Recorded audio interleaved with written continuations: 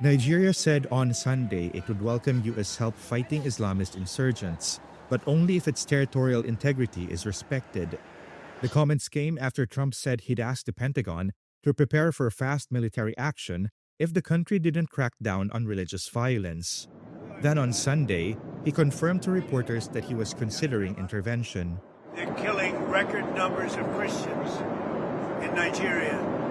And they have other countries very bad also. You know that part of the world, very bad. They're killing the Christians and killing them in very large numbers. Nigeria denies all claims of Christian persecution. Speaking in Washington, presidential advisor Daniel Bwala said outdated reports were being misused. But he said the situation was an opportunity to engage the U.S. in finding common ground. The report or notion that there is a Christian persecution or genocide in Nigeria is false. We're willing, anytime, any day. I personally have a feeling that in the next couple of days, they are going to have a sit-down together, and then we will find a common front in this fight against insecurity.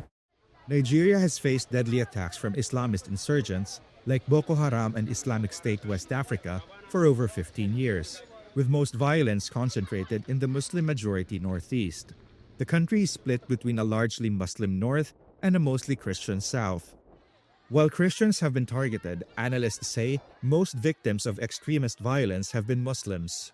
Crisis monitoring group ACLED says that out of nearly 2,000 attacks on civilians in Nigeria this year, the number targeting Christians because of their religion stood at 50. Claims by some U.S. right-wing groups that as many as 100,000 Christians have been killed in Nigeria since 2009 are not supported by available data. John Joseph Hayab is the Northern Nigeria chairman of the country's Christian Association. He supports U.S. intervention over religious violence, but said he opposed any foreign influence on the country's leadership.